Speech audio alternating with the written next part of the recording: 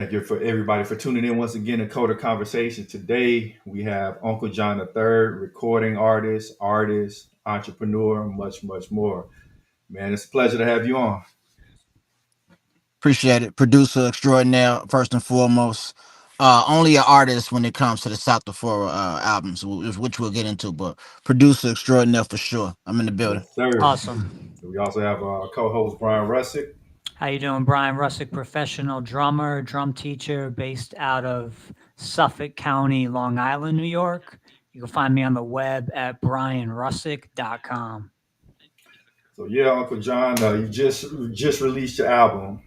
Tell us a little bit about your album. South Flora Part 2, the follow up to the much anticipated South Flora album series. Released the first one summer, my birthday in July of 2023. And this is the follow up to it. Yeah, just excited, man. Been doing a lot of visuals, a lot of rollout. Just got back from Denver, Colorado, where I did one of the first of many listening sessions. Got the second listening session going on in Chicago coming up. New visual dropping tomorrow called "Get Like Me." It's the Playboy version because I shot it at Hugh Hefner's old hotel. Then I got two other visuals already out right now for it, and then we got another visual dropping on the 11th, man. So yeah, just been working, man. You know, doing what Yeah, I it do. definitely Nice. sounds like you've been grinding. So yeah, man. Just for the audience who may not know, what does South Flora mean?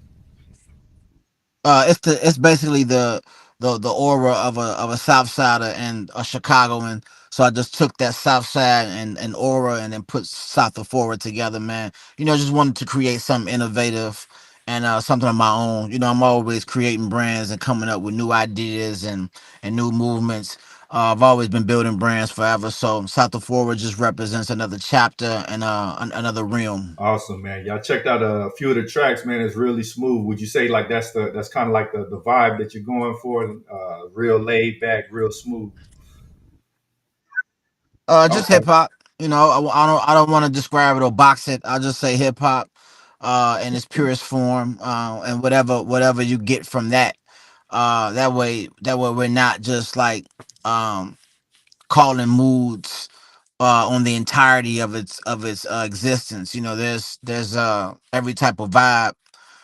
From boom bap to trap and to even minimal stuff that has no drums. It's every type of vibe for every type of person, every type of ear. You know what I'm Right. saying? So you got all different types of stuff going on.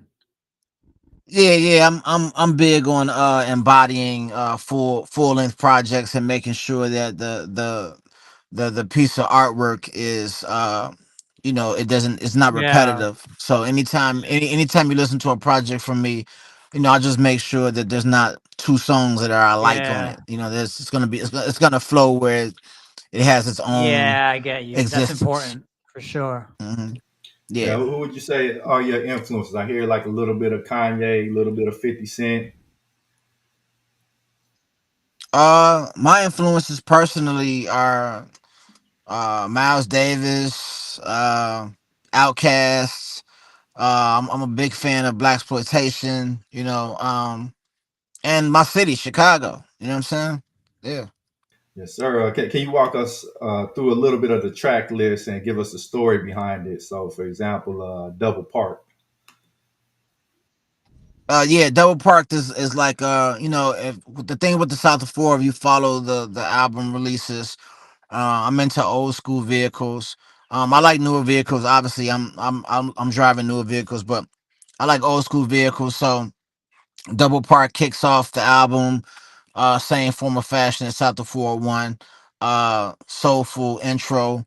That player vibe, and it guides you right into the album. It's like opening a book. You know what I'm saying?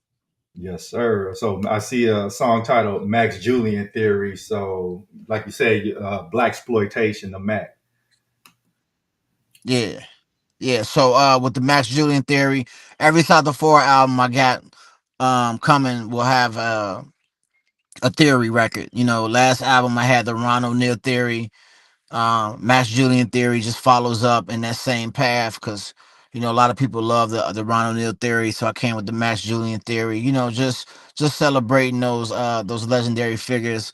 You know, from the '70s and you know that old school player vibe. You know, even on South of 4-3, you know, I got a special joint on there, another theory. So it's gonna be exciting, you know, to see who I picked on that one. But yeah, the theories is always gonna be on the South of Four projects. Dope, man. So just the one more. Tell us about royalty. Royalty is one of those songs where it highlights, you know, what a real king needs from a real queen. And you know, just putting it out there that, you know, a woman can be replaced at any given time. And I know that's harsh to say, but it's the truth. And it's one of those authentic records that just speaks on a man's needs and you know what he requires from a queen. Right. Yeah, the visual will be dropping for that May 11th. Okay, awesome, man. For those who may not know, where can they find your album at? Everywhere, anywhere music is, you can find the South of 402 album and the South of 4 1 album. Awesome, man. And you did both the lyrics and the production on this album. Yeah, no, I got writers. I got a whole lot of writers actually. I got a writing team, but as far as the production, I covered all the production. Alongside on this one, I had Aj Adams co-produce a couple joints. But the last South of Four album, I produced the entirety of it, and then this one I did like 90% of the Now, do project. you like working alone or you like to collab? I'm a collab person, clearly. If anybody follows my projects with the South of Four, you'll see I have tons of collaborations on both projects. So that speaks in itself. I'm always collaborating with artists and producers, and that's what embodies a full body of work when you involve people. Right. Yeah, were you able to get all the people you wanted on this album? No, that's why I'm coming right back with three. Three will be out in July. I'm dropping South of 4-3 in Oh, July. wow. So yeah, I'm coming right back with it. So we're working on it right now currently. Um but with two I was able to get majority of who I wanted on it. But the beautiful thing about that is I do have a deluxe coming for that. And then I'm gonna drop South of 4-3 in July. Okay, yeah. What are you gonna? What direction are you gonna go with part three? It's always gonna stay in the realm. I mean, this next one is probably gonna be a little more muddy in sound and a little more raw. But I'm definitely gonna keep the soulful approach there. It's just gonna be probably a lot more records than before. Okay, yeah, that's awesome, man. Who do you hope to get on this one that you weren't able to get on part two? It's some Okay, surprises. So I just say be looking out. Yeah, I'd say be looking out. I definitely got some surprises on it. You know, anytime I collaborate or feature artists, it's artistic minds that I admire for what they do creatively, and I want to always include them on these projects. Right. awesome, man. And I know you're somebody that really stays busy in a variety of endeavors, man. So can you tell us a little bit of things you've been doing outside of the music? Yeah, working on this art gallery. I'm gonna actually be doing a lot of art shows throughout the year. And these pieces are everything from original to abstract pieces and some legendary figure pieces. I'm excited about rolling this out. The name of the gallery is War Rich. I'll be probably doing a soft launch in the next 30 days. Website where you'll be able to order different types of pieces to your home, from prints to actual art pieces, um as well as merchandise too. You know, the thing about art is I don't want to just limit it to just art pieces, canvases, prints, etc.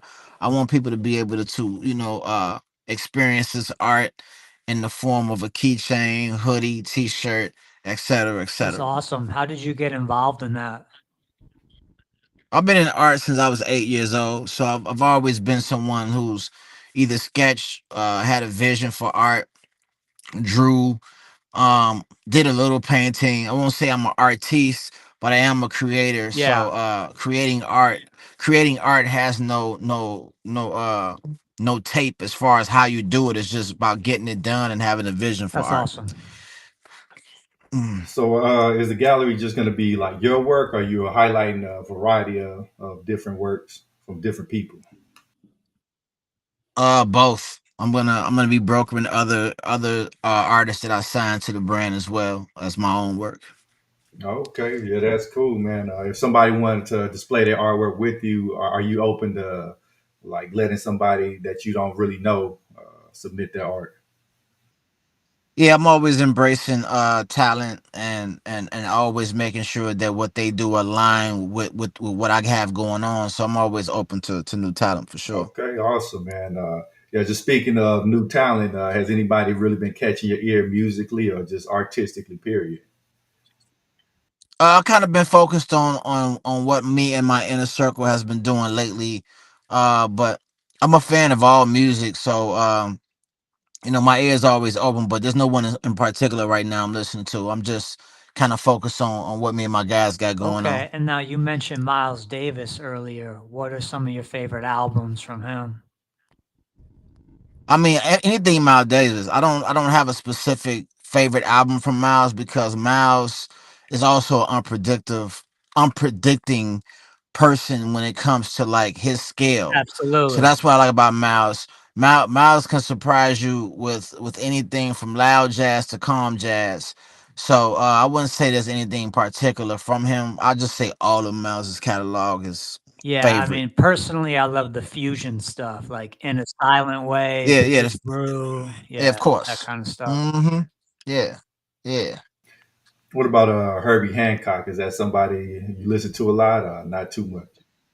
I wouldn't say I listen to him a lot, but I respect Herbie and I respect his legacy and what he's done for music. But he just I wouldn't say I would like dig for it or I do own a lot of Herbie Hancock records, but I haven't sampled or have I listened to it in a consistent fashion like I have Miles. You know what I'm saying? Okay, yeah. If you don't mind getting into it, what are some of the more prominent samples that you've used? Um Lately it's just really been a lot of like random international or stole Japanese from the '70s stuff. I like real obscure stuff or stuff that hasn't been used. Or I might just, dig for some random stuff. It just kind of like depends with me. It's unpredictable with me, when it comes to sampling. But rare I like rare stuff like nowadays. Got to be real rare. Okay, so like a lot of like Japanese fusion and kind of like that genre of music, city pop. In Okay, international, it could be anything. It could be old French. It could be anything as long as it's just international and has a lot of different instruments. Right, You know what I'm right. saying? is the process of getting international sample cleared is that difficult? I don't focus on sample Okay, clearance.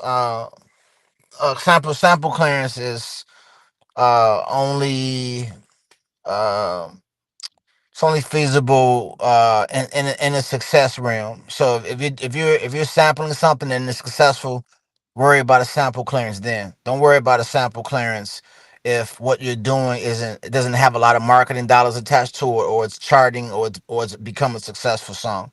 Just kind of like live for the music and make the music. right. It's all about just getting the music out there and focusing on the art. Okay, Yeah. Yeah, sample clearance is really a thing for um it has to be worth being cleared, meaning it's only supposed to be cleared when success is a thing for it. It's only right for it to be cleared. So if a song charts, if a song becomes gold, platinum, or it's making some traction, sample clearance is definitely something that needs to be done or respected in that realm. But if you're just doing it for the art and you're not chasing those things I mentioned, then you have nothing to worry about. okay, I got you, man. I checked out a few of them songs and it's extremely well produced, man. So are you a self taught producer, or how did you get to the level that you're at now? I think it was a combination of all, like just either observing others, learning from others, being mentored, or just teaching myself. I think it's a combination of all. Nice. Okay, yeah, I'm sure you've been across some of the big names in the music industries. Have they taught you any important lessons? Yeah, just Do what you do, and don't do what they do. Simple. Okay, all Yeah. about that authenticity. Yeah, I mean, taking a page out of someone's book is different, but taking all the pages out of the book is a whole nother thing.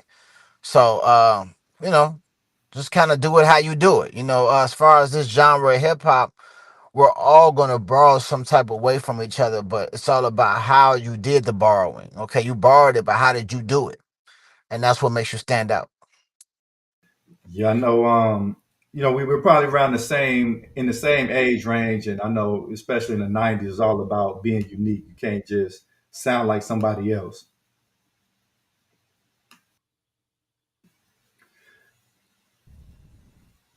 Oh, can you hear me? Yeah. Okay, there we go. But yeah, man.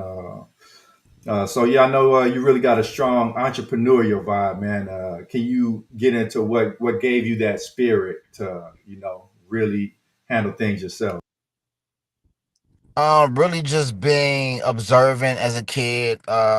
Always having opportunity. My aunt and grandma. They have a lot of entrepreneur background. And then just combining it with my own hustle, man. And not limiting what you're trying to do for yourself. Um, that's just the whole vision, man. Is doing enough and also putting on. Yeah. Man, yo, you've been in the music industry for a very long time, and I'm sure you watched like the transition from mainly physical media, and now it's mostly digital. So over all of that time that transpired, did you have to start approaching things digitally once everything went to the internet? It always change with the times. So there's no limit to how you doesn't mean you have to fully walk away from the nostalgic era of CDs, cassettes, and tapes. All of those things are still beautiful too. I'm about to offer that for South to Forward, and there'll be cassettes, tapes, and LPs. But because some people just like the nostalgia, feeling and experience of the project as well. But the digital era is also an era that makes things easier from a consumer standpoint and a fast enough way to get to the music. So it's all embraced at the end of the day. Yeah, I definitely feel you on the offering the physical media part because I always feel like there's a feeling you get from actually buying a tape or CD that you don't get just purchasing like an MP3. Facts.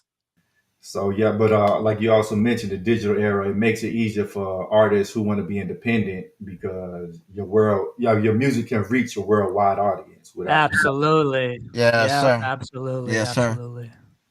So y'all know another big trend that's going on is AI. Have you like dealt with that in any form or fashion? Yeah, it's available. So if it's available, I'm gonna use it, and I'm going to find ways to get rich off of it. Um, it's not about judging it as a cheat code. If it's available for me to use, then I'm going to use it. Simple. Awesome, man. Have you been using it in your music, like producing your music, or mostly? Now, I haven't tried that yet, but I have used it in many other fashions, from business to marketing to creating content and etc. But musically, I haven't tried the AI thing yet. Yeah, I've actually heard a few AI generated songs, and they sound really good, man. It's just amazing how much progress is being made in such a short time. Uh, you know, let's just keep making it however we got to make it, and if it feels embraced. Yeah. So yeah, you kind of spoke on using AI for like your marketing and content. Can you get into that a little bit?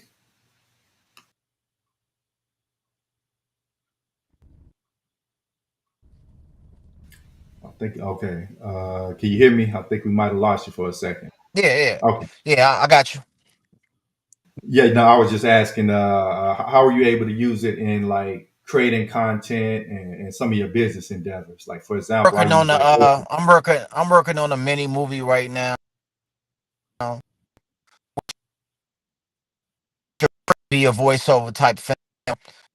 Um, incredible. The scene rating are amazing. I can't wait to do the editing process. It's gonna be very entertaining.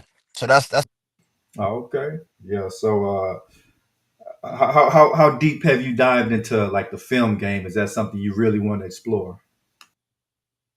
yeah, yeah. With even as just away from AI, I'm already been working on a documentary for the last 11 years, which should be Oh out wow. soon. Yeah. So it's all Where about can we just find that? it'll probably be out in the perfect world, maybe like first quarter of next year. Okay. I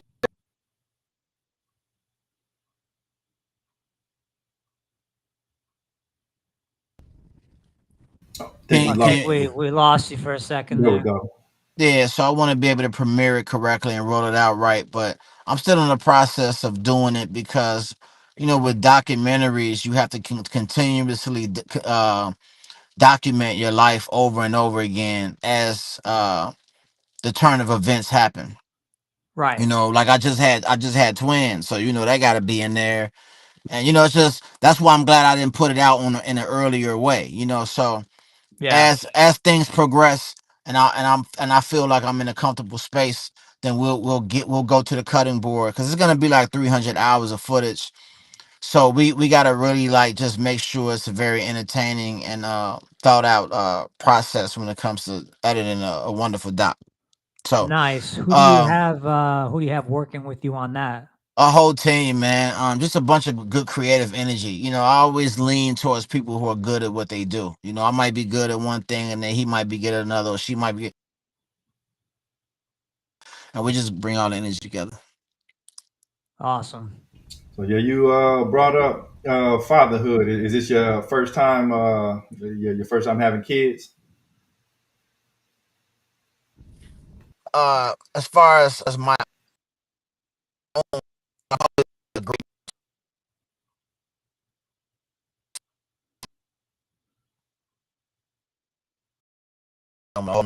so it's an amazing feeling. Yeah. How is fatherhood? Has it changed your mentality any? Do you feel like different about life, or how is it? Yeah, it's more completion versus anything because I've done so much in my life to where this was like the missing piece. Okay, yeah, that's awesome, man. I haven't had any kids just yet, so that's some. Yeah, this was the missing piece. Um, yeah, this was the missing piece to my life as far as like being able to do so much, travel so many places, do a lot of things, incredible things successfully, etc. I think having children is probably the greatest thing that can possibly happen to me. So Absolutely. Yeah, absolutely. Have you had to dial back on like any of the traveling and things of that nature, just to be around your family a little no, more? no, no, none of that changes. When you're the leader and you're the full breadwinner and provider, you still have to sacrifice and do things at a balanced level. So nothing changes. It just gets greater for the better. Yeah, that's a great point. As a father, a lot of times you do have to sacrifice. Like my dad, I didn't see him for most of my middle school, high school, because he was overseas working, trying to provide. So it's unfortunate sometimes. In order for you to be able to provide, you're not going to be able to see your kid as much. Like, but Yeah. So it's all good balance though.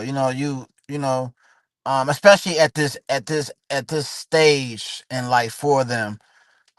You work hard so you'll be able to be around at certain points in life. But right now, being gone, won't be remembered. You know what I'm saying? yeah. Right.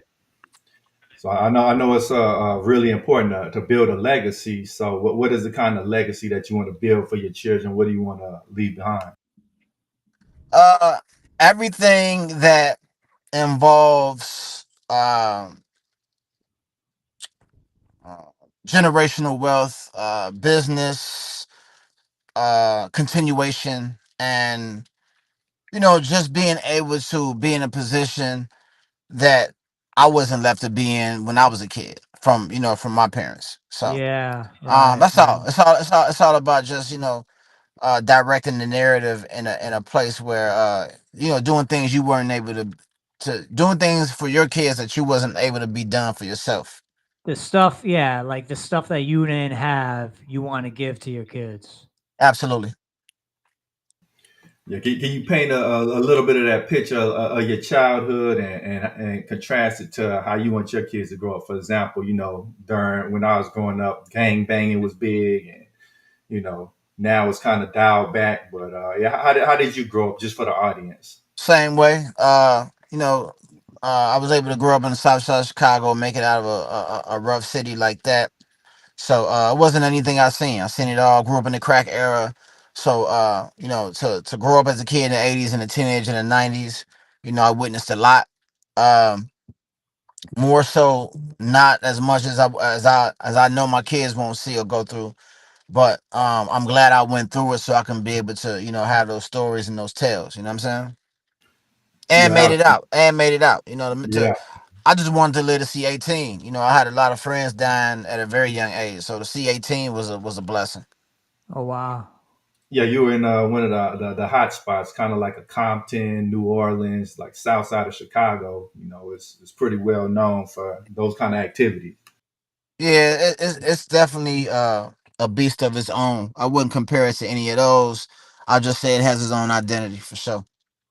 Right. Absolutely. So with your kids growing up in a much better environment, do you ever wonder that they might have a fascination with that and start leaning towards that as they grow up? Yeah, but there'll always be a fascination, especially if they know it's in the bloodline. So, Right. however I can leave those stories behind, whether I'm here or gone. I look forward to being able to paint that picture for my kids. Right. Yeah, absolutely.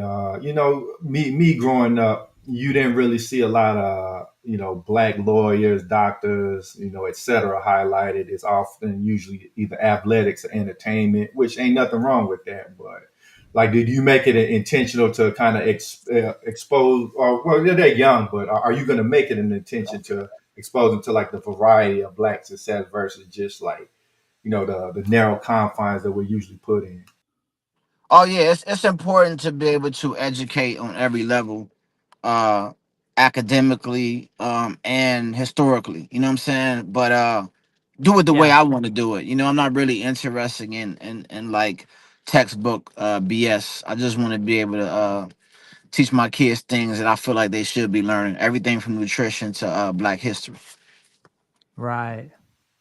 Awesome, man. So you've had a lot of experiences in life, man. Can you share like some lessons for maybe like the younger folks in the audience that are listening? Like, how do they stay out of trouble? How do they become successful in your eye? Uh, yeah, I mean, basically that word decision, and decision. What I mean by that is decision is the pillar to what happens for yourself, whether that's demise or propel. So your decisions will either land you in a bad place or they land you in a good place. So just make the right decision.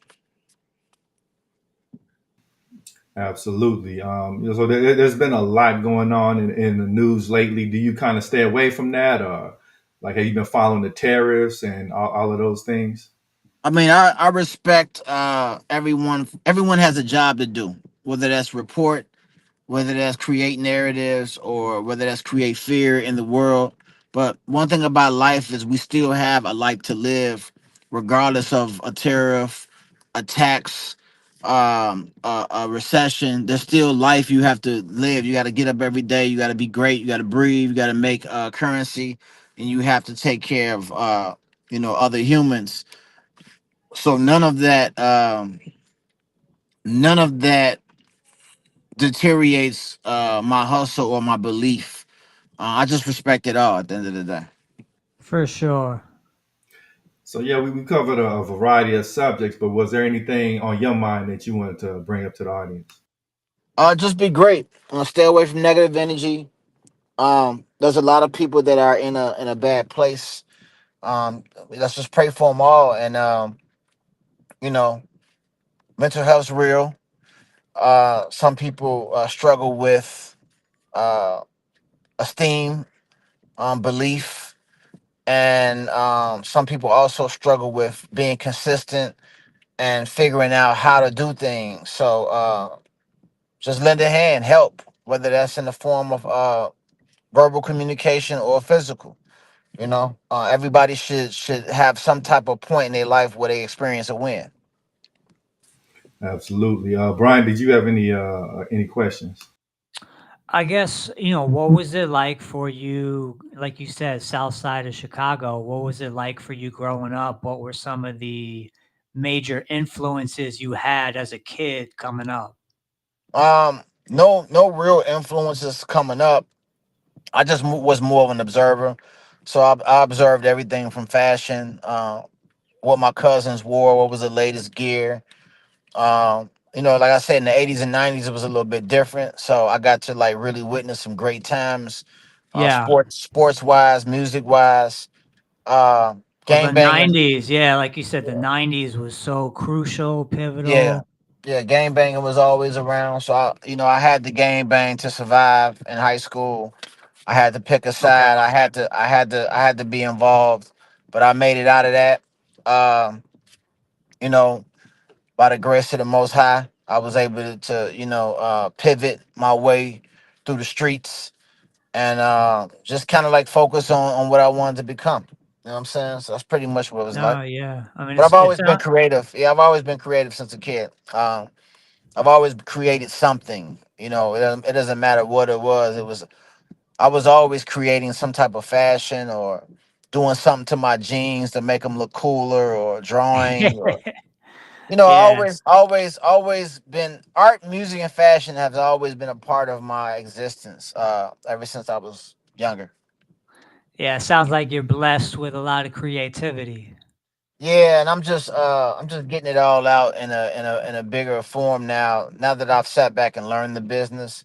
So now I'm just in a position now where I can use all the tools that are given to us um, to be able to do it at a speedier pace. You know what I'm saying? Okay. Yeah. Yeah, a lot of people they might be creative, but they don't necessarily have the business sense to turn it into reality. So, Yeah, you got to be able to apply it all for sure.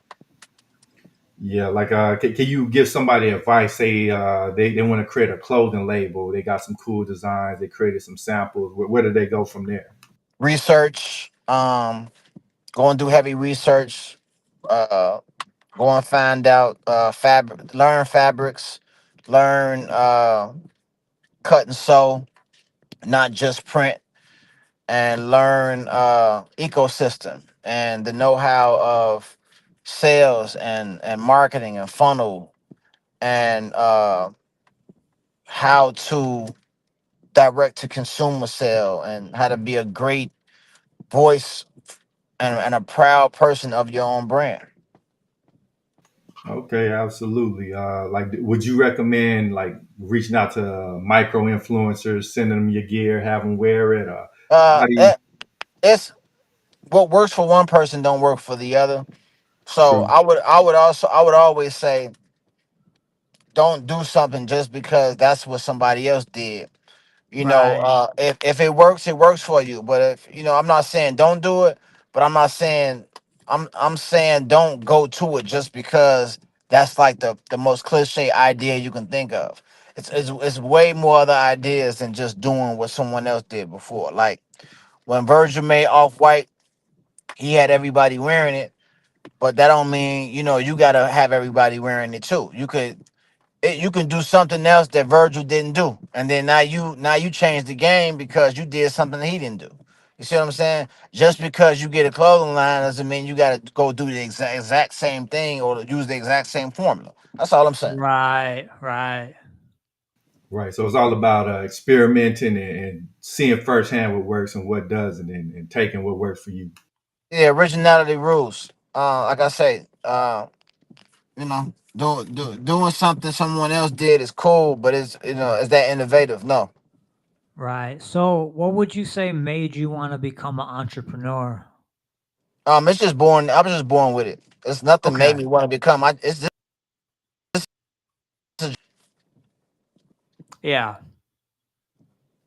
And with entrepreneurship, success is never immediate, and everything doesn't always work out. So, like, how do people stay mentally prepared to keep going even when things ain't taking off as fast as they want? I mean, it depends on your mental state. I mean, if you're an impatient person, entrepreneurship is not for you. There's been weeks where I made nothing. There's been a week where I made 10 grand or 30 grand. That's just how it goes. So if you don't have the skin to embrace that type of lifestyle when it comes to entrepreneurship, then it's definitely not for you. Okay, absolutely. What are some of the other lessons of entrepreneurship that you can share with us? Uh, just do it at your own speed. Don't wait on no one. Don't ever wait on no one for nothing. Um, Yeah. I've Yeah. had to I've had to become everything from the content creator to the editor to the investor to everything. And people be trying to figure out how I do it all. It go back to what I was saying about that attitude. Don't wait on no one. Yeah, that's the thing about small businesses, entrepreneurship. You're gonna have to wear many hats. You can't just do one thing. And Exactly.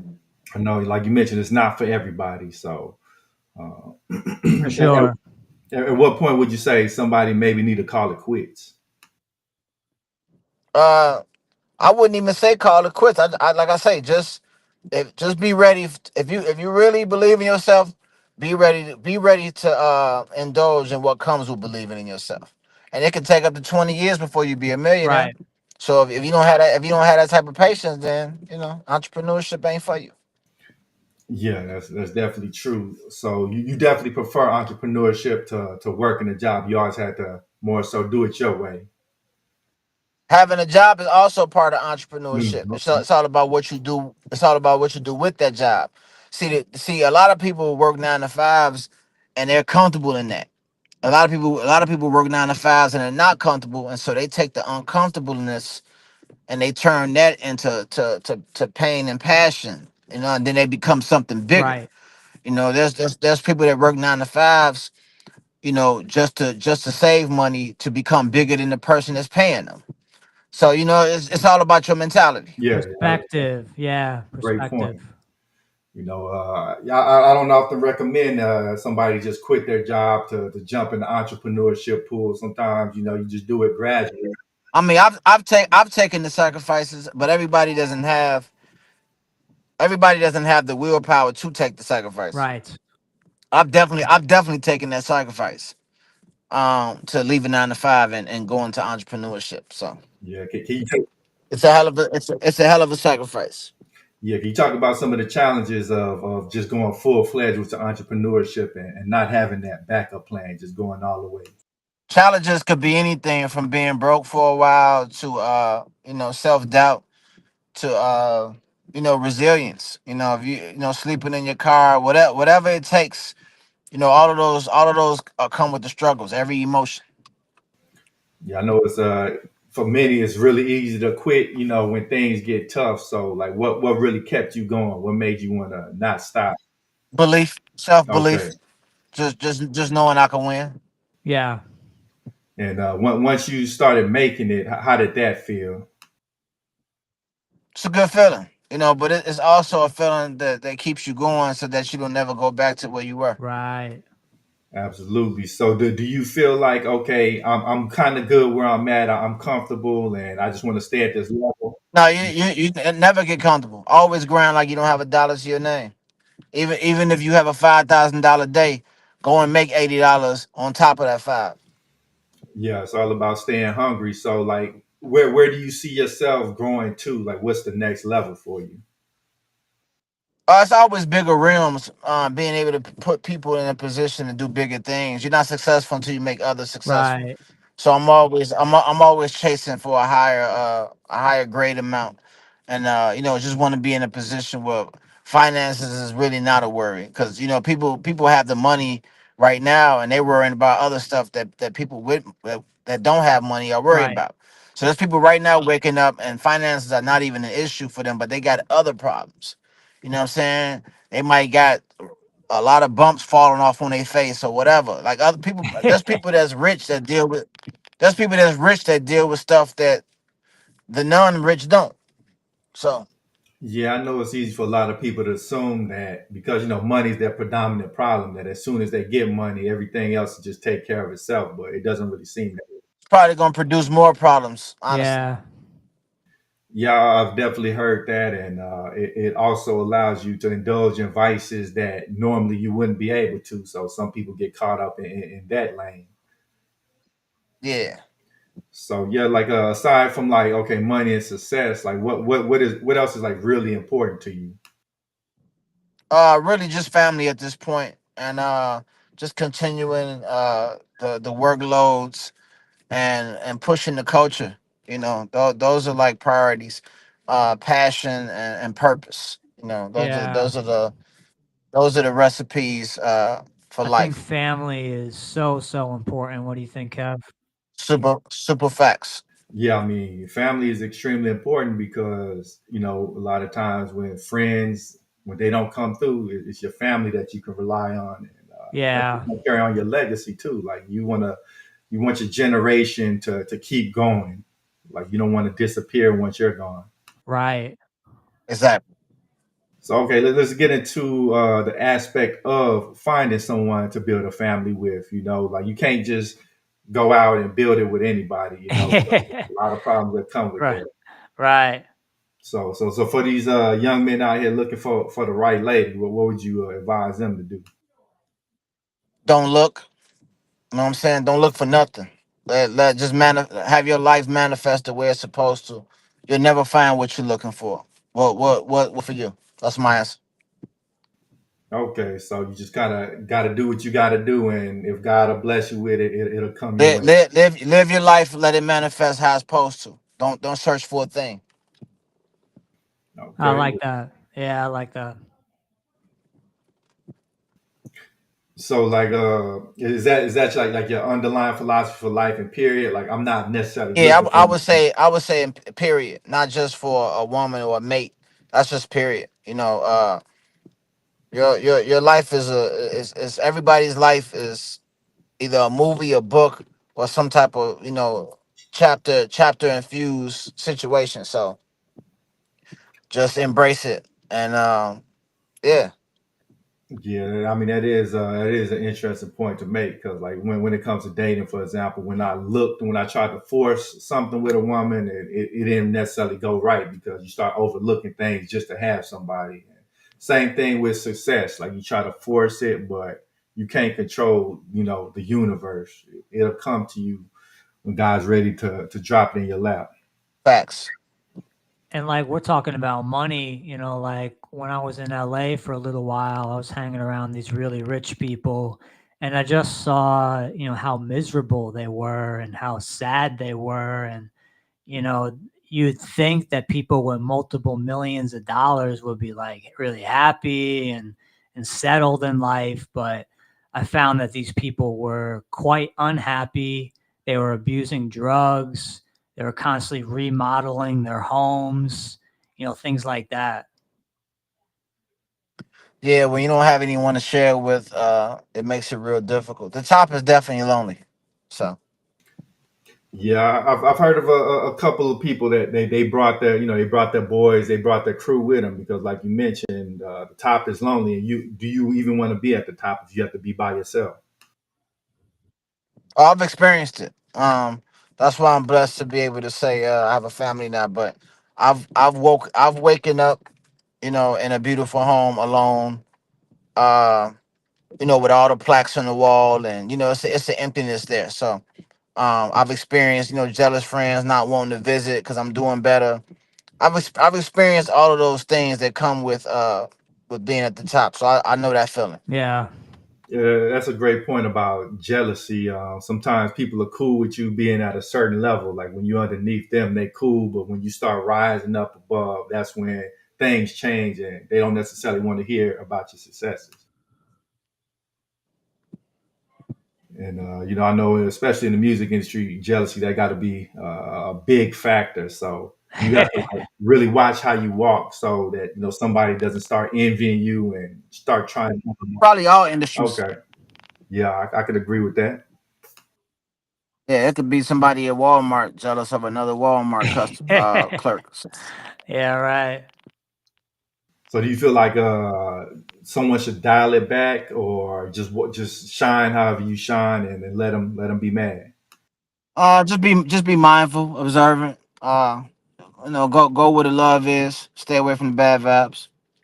Oh, absolutely. So have you ever had to be in a situation where, okay, you've had some friends, you've known them for a long time, but you kind of realize they're a little toxic. They kind of okay, Absolutely. Yeah, and that's what I spoke on. Like, there's things I've experienced that, all of those situations will be teachers for you in life. So, that's not where I'm at in life today, but I've experienced many situations that have had to teach me things. absolutely. So like, how would you recommend somebody distance themselves from like a negative friend, like they don't want to call too? No recommendation, Okay, just do the right thing by making a decision of, I mean, in your right mind. Some people are gonna it's like opening the oven and like putting your hand in there. If you keep doing it, that's on you. Right, That's the best analogy I can use for that. right. So so basically, don't make the same mistake twice and learn from the mistakes of others. again, if you like to throw your hand in the oven all the time, go ahead. Absolutely. Yeah. And okay, sometimes like amongst the youth, a lot of times they don't listen. Like, is there any strategies you use to get through to Not putting my hand in the oven. them? I got you. But yeah, I think that's All it takes is one time. yeah, I won't be doing that again. That's all. Simple. Simple. Yeah. exactly. Brian, did you have any more questions? I guess just I'm wondering, where do you see yourself in, let's say, like 10 years from now? What do you see yourself doing? Hustling, Yeah. grinding, new levels. You know, that's it. Yeah. You know, I mean, you yeah. got your family now, so like you said, that was kind of the missing piece. Now you have that, so now you can just kind of, be on your grind and focus on what you need to Yeah, it's focus all it's on. all yeah, it's all about them now. So everything I do is for them. You know what I'm Right. saying? No, that's respectable. They're the future. Here's the future. Right. Absolutely. Do you engage in a lot of community work? Like, what lessons do you teach the kids? I'm all about mentorship. So it's all about making better executives, better creatives. I definitely want to be involved more for sure. So I'm be looking out for that too. I'm being more involved, and it's gonna start with my own kids first, but I definitely want to be involved in other young creatives' lives and helping out and just contributing. You know what I'm That's saying? awesome. Yeah, man. Did you have any other topics on your mind that you wanted to share with the audience? I do not. I do not. Just keep hustling, man. Stay positive, and yeah, just go where the love is. Absolutely. Brian, did you have any more questions? No, I think that's it for me, Kev. Hey, man, it was an absolute pleasure having you back on, and man, anytime you want to come back, we'll get you back on here. Man, I definitely appreciate it. And Yeah, thanks so much for coming on. We really appreciate you. did you want to leave our audience with Yes, any closing sir. thoughts? And just to reiterate, where can they find you at again? UncleJohnMusic.com. The N is before the H, so that's JONH music.com. UncleJohnMusic.com. Instagram Uncle.JONH the number 3. And yeah, just hit me. Let's do it. Absolutely. It was a pleasure having you on, and we'd like to thank everybody for tuning in. We'll catch